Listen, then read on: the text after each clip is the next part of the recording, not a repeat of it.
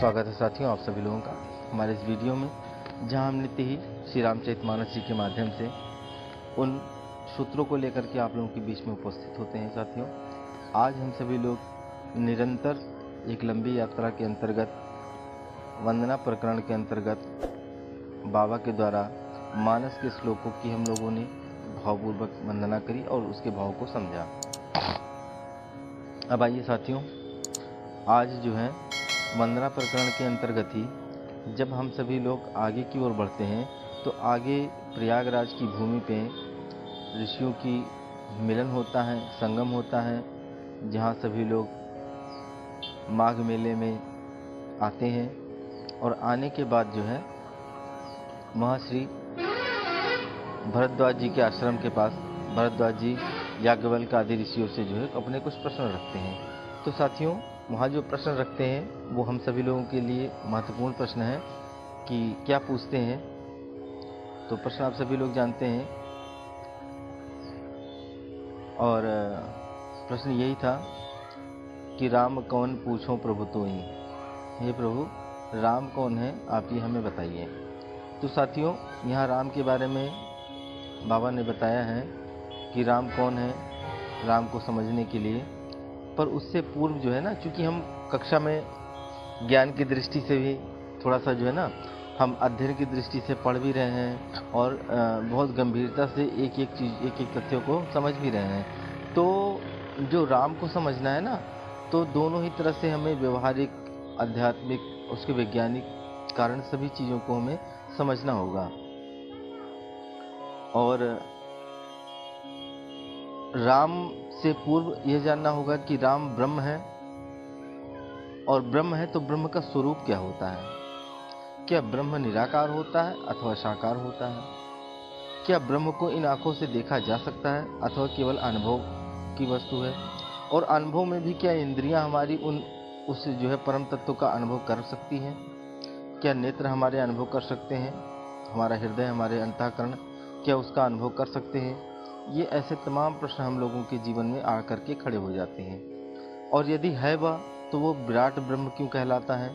विराट ब्रह्म का यदि हम अपने इन आंखों से दर्शन करना चाहें तो किस रूप में कर सकते हैं? और यदि वह विचार रूप में है, सूक्ष्म रूप में है, यदि वो चेतन सत्ता है, तो चेतन सत्ता को हम अपने भीतर कैसे अनुभव कर सकते हैं? ये सारे प्रश्न जो है ना साथियों, ये हमें बहुत गंभीरतापूर्वक जान और समझ लेने की आवश्यकता है, क्योंकि यह आगे चल करके हमें जो है ना, यदि हमारी नींव मजबूत होगी, यदि हमारा बेस मजबूत होगा, तो कल को हम एक बड़ी सी इमारत को तैयार कर पाएंगे। आगे की जो हम यात्रा करेंगे तो उसमें हम चीज़ों को हमें समझने में ज़्यादा कठिनाई का सामना नहीं करना पड़ेगा। तो एक तो यह प्रश्न है कि कभी अगर आप लोगों के मन में कथा श्रवण करते हुए, कथा कहते हुए कभी आपके बीच में कोई प्रश्न ऐसे आ जाए, अथवा आपके मन में कभी ऐसा भाव हो कि ईश्वर कैसा है, ईश्वर को निराकार कहा गया है या साकार कहा गया है, तो अगर ऐसे प्रश्न आ जाए तो इसमें हम अक्सर भ्रमित भी हो जाते हैं। तो इसका निराकरण हम कैसे कर पाएंगे? आइए सर्वप्रथम इसे ठीक कर लेते हैं और इसे ठीक से जान लेते हैं। और इसे अगर जान लिया तो राम कौन है, इस प्रश्न का उत्तर आप स्वयं दे पाएंगे। जैसा प्रश्न जो है महाराज भरद्वाज जी ने याज्ञवल्क्य ऋषि से किया था, राम कौन पूछो प्रभु तो ही। तो राम कौन है? राम ब्रह्म है, और ब्रह्म है तो ब्रह्म का स्वरूप क्या होता है? तो साथियों, आइए इस प्रश्न को हम लोग समझें कि जो ईश्वर निराकार है या साकार है, ये एक प्रश्न है साथियों। तो बहुत सारे लोगों का यदि हम इसे लोगों के बीच में रखें तो लोगों का प्रश्न होगा, नहीं साहब, ईश्वर तो निराकार है, निर्गुण है, चेतन सत्ता है, ठीक है ना, उसका कोई आकार नहीं है। और बहुत सारे लोगों का ऐसा भी मत हो सकता है कि परमात्मा जो है वह साकार स्वरूप है। मंदिरों में हम परमात्मा का स्वरूप का दर्शन करने जाते हैं, उनके विग्रह का दर्शन करते हैं, साकार स्वरूप परमात्मा का है। अगर वह स्वरूप परमात्मा का नहीं है तो फिर हम क्यों जाते हैं, है ना? तो ऐसे भी प्रश्न लोगों के मन में हो सकते हैं। तो आज इसे जो है थोड़ा सा स्पष्ट करें, ठीक है? इसे थोड़ा सा और सरलता पूर्वक समझने का हम लोग प्रयास करेंगे कि यदि निराकार है तो किस चेतन सत्ता का अनुभव कैसे कर पाएं, और यदि साकार रूप है वो, तो इन जो है दृष्टि से हम कैसे उसका दर्शन कर पावे। ठीक है, तो सर्वप्रथम हम जिनके शरण में हम लोग जिस यात्रा को शुरू किया है, हम गोस्वामी जी से ही इस प्रश्न को रखते हैं और उनसे ही यदि इस प्रश्न का जवाब देते हैं तो वे दोनों ही प्रकार का उत्तर देते हैं। वे कहते हैं कि परमात्मा की चैतन्य सत्ता भी है और परमात्मा का जो है वो सगुण साकार स्वरूप भी है।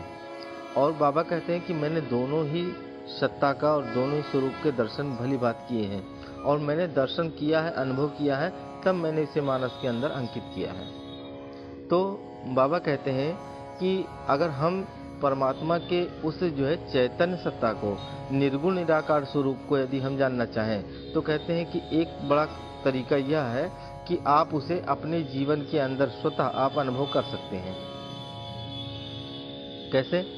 तो कहते हैं कि वो भीतर होगा तो 3 स्थानों पे उसकी उपस्थिति को आप महसूस कर सकते हैं, और 3 जगहों पे वो उपलब्ध हो सकता है, और 3 जगहों पे वो परिवर्तन करता है जब वो उसकी अनुमति होती है, जब उसका आवाहन होता है, जब उसकी कृपा होती है।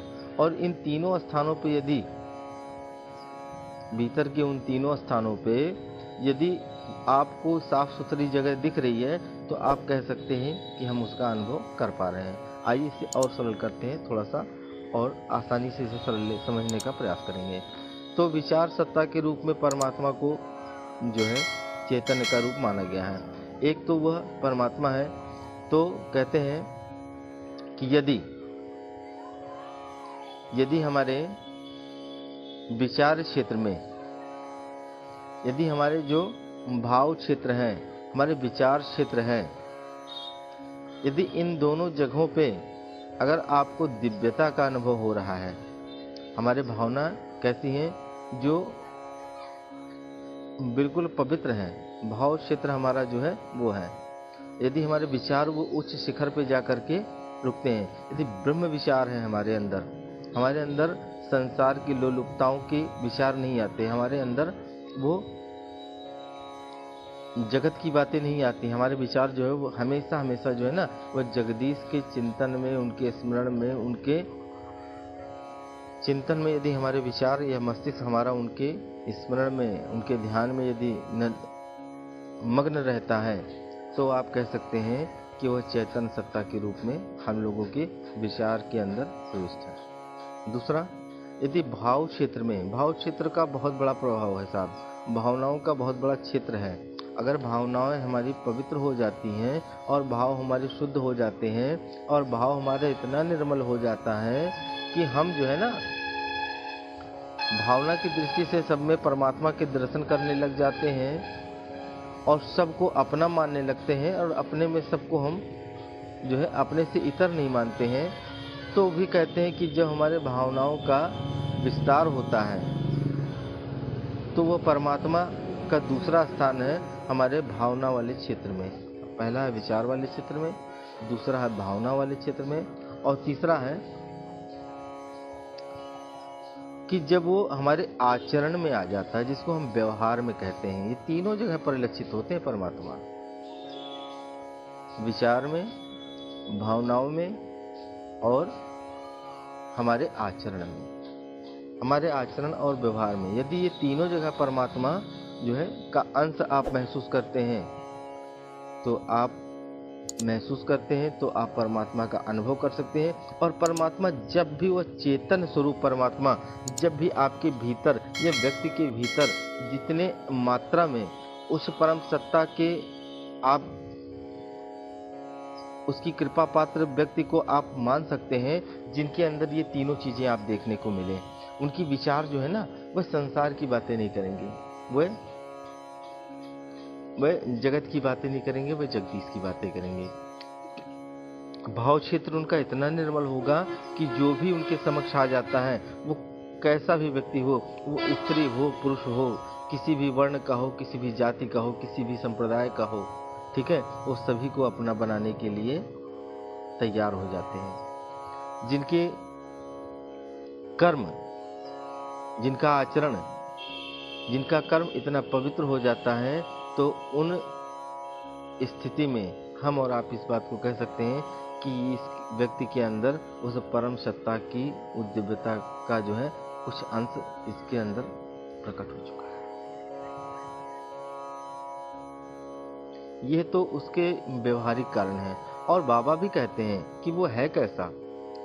तो बाबा कहते हैं कि बिनु पद चलहि सुनहि बिनु काना, और कर विधि कर्म करहि विधि नाना। आनंद रहित सकल रस भोगी, बिन वाणी वक्ता बड़ जोगी। कहते हैं कि ऐसा ही है मेरे प्रभु। कहते हैं कि उनके पास कोई हाथ पैर नहीं है ना, पर वो बहुत तेजी से चलते हैं। हाथ भी नहीं है पर काम सारे कर रहे हैं, सारे विश्व का संचालन कर रहे हैं परमात्मा। हाँ, कर विधि कर्म करें विधि नाना। हाँ, और वाणी भी नहीं है, लेकिन सारे संसार को वो मार्गदर्शन करते हैं। तो कहते हैं स्वरूप तो उनका वैसा ही है, परमात्मा का एक जो स्वरूप है वो वैसा ही है। कैसा? तो कहते हैं चैतन्य स्वरूप। वो चैतन्य स्वरूप परमात्मा जब उसके पास हम बैठते हैं ना, तो उसकी चैतन्य की जो चिंगारी है ना, उससे हम लोग कहीं ना कहीं प्रभावित होते हैं। और जब हम प्रभावित होते हैं तो वह चेतना हम लोगों के भीतर आकर के प्रविष्ट होती है, और जितने अंशों में आती है, हम एक साधारण आत्मा से महात्मा की श्रेणी में, देव आत्मा की श्रेणी में, और फिर उस परमात्मा की श्रेणी में हम लोग आत्मा हमारी बदल जाती है, और हम उसी साधारण से व्यक्ति को, ठीक है, जो सिद्धार्थ नाम का कहलाने वाला व्यक्ति बाद में भगवान बुद्ध के रूप में परिणित होता है। क्या है साहब? क्योंकि विचार के शिखर पे पहुंच गए, है ना, विचार शिखर पे पहुंच गए, भावनाएं उच्च हो गई, और जो आचरण था, जो भाव था, जो क्रिया थी, वो जो है सर्वश्रेष्ठ स्थिति में आ गई। तो वह परमात्मा इस प्रकार से व्यक्ति के भीतर जो है वो परिलक्षित होता है। बाबा आगे भी बताते हैं, हमारे साथ आप लोग भी दोहराएंगे। बाबा शिव कहते हैं कि शिव भगवान का स्वरूप कैसा है, तो बताते हैं कि सहज प्रकाश रूप भगवाना, और नहीं तहाँ पुनि विज्ञान निधाना। और कैसा स्वरूप है? तो जगत प्रकाश प्रकाशक रामू, और मायाधीश ज्ञान गुण धामू। बाबा शिव कहते हैं कि कैसे हैं, जो जगत को प्रकाशित करने वाले और स्वयं भी प्रकाशक स्वरूप है ना। पर हमें ये हमारी बुद्धि के कारण जो है ना, हमें वो दो का अनुभव होता है। तो बाबा आगे इसका भी समाधान देते हुए कहते हैं, और क्या कहते हैं कि चितव जो लोचन अंगुली लगाए, और प्रगट जुगल शशि तो तेहि के भाए, और सगुन अगुन ही नहीं कछु भेदा, और गावै मुनि पुराण बुद्धि देवा। क्या है साहब? बाबा कहते हैं कि कोई भेद नहीं है, सगुन और जो है निर्गुण एक ही है। वही जो है ना, निर्गुण निराकार ही जो है ना, वो सगुण साकार हो जाता है जब व्यक्ति के भीतर ये तीनों चीजें अधिक मात्रा में प्रविष्ट हो जाती हैं।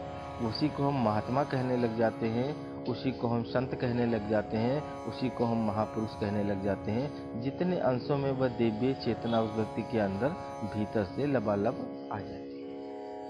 उदाहरण भी बाबा देते हैं कि हमारे आपके देखने का भ्रम है, जिस प्रकार से सूर्य एक ही है और चंद्रमा एक ही है, इसी प्रकार से परमात्मा भी एक ही है। अब उसे हमारी और आपकी दृष्टि कैसी है? तो कहते हैं जिस प्रकार उंगली, आँखों के पास जो उंगली को इस तरह लगा देने से और हमें उसके दो दिखाई पड़ने लग जाते हैं, तो बाबा कहते हैं कि बिल्कुल उसी प्रकार से वह परमात्मा एक है, हम उसे सर्वगुण और निर्गुण दोनों ही प्रकार से दर्शन कर पाते हैं। ये हमारी दृष्टि का प्रभाव है।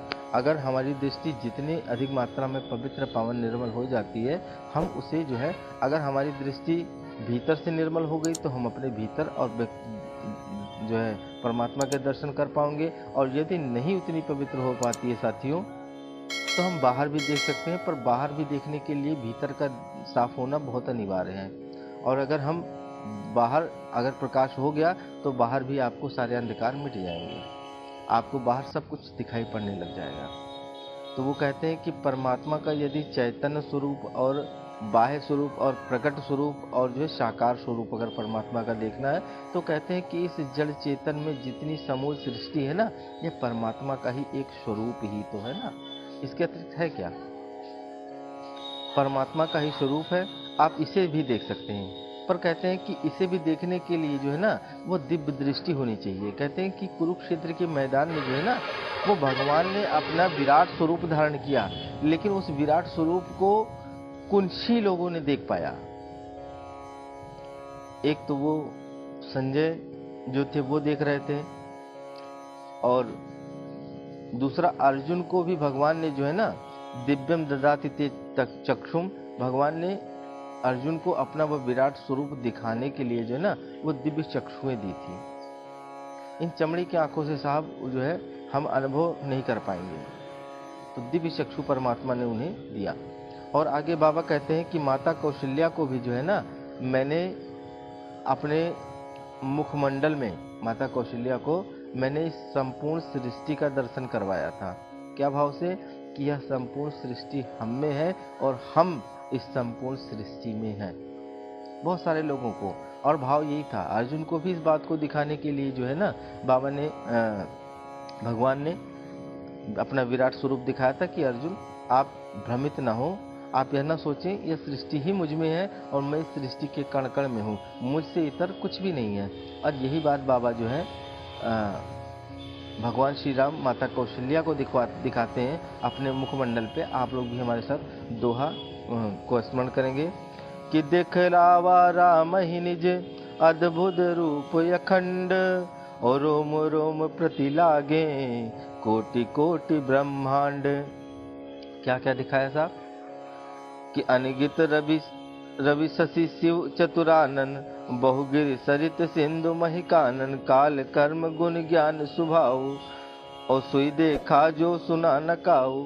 इस प्रकार से बाबा ने माता को अपने ही उदर के अंदर, अपने पेट के अंदर वो संपूर्ण सृष्टि दिखा दी, और संपूर्ण सृष्टि में उन्हें वह अवध भी दिखाई पड़ा, अवध में माता भी दिखाई पड़ी, राम जी भी दिखाई पड़े, और राम जी अपना मुख खोले हुए ऐसा भी दृश्य दिखाई पड़ा। क्या तात्पर्य? संपूर्ण सृष्टि में राम है और राम के भीतर भी ये संपूर्ण सृष्टि है, इससे अलग कहीं कुछ नहीं है। आगे प्रसंग आता है, काकभूषुंडी जी जो है को भगवान दर्शन करवाते हैं, जब काकभूषण जी भगवान के उदर में प्रवेश कर गए हैं कि उदर माज सुन अंडज राया, और देख्यो बहु ब्रह्मांड निकाया, अति विचित्र तह लोक अनेका, और रचना एक अधिक तेका, कोटिन चतुरानन गौरीसा, और अनगित उड़गन रवि रजनीसा, अनगित लोकपाल जम काला, अनगित भूधर भूमि विशाला, कि भिन्न भिन्न मैं देख सब अति देखूं सब अति विचित्र हरि जान, अनगित भुवन फिरऊं प्रभु राम न देख्यो आन।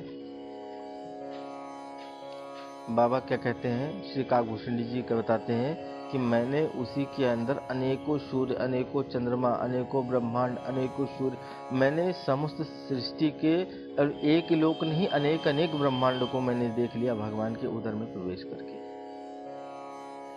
माता सती को भी भगवान अपना स्वरूप दिखाते हैं, उस विराट स्वरूप का दर्शन करवाते हैं। किस प्रकार से? कि सती देख कौतुक मग जाता, और आगे राम सहित श्रिय भाता, फिर चितवा पाछे प्रभु देखा, सहित बंधु सिए सुंदर वेशा। मतलब भगवान ने अपना विचित्र दर्शन करवाया और क्या कहा, क्या दिखलाया कि वहाँ राम जी की प्यारी सी झांकी लगी है, साथ में माता जनक नंदिनी जानकी विराजमान है, और भैया लखन, राम, सभी लोग, उनका पूरा परिवार वहाँ उपस्थित है।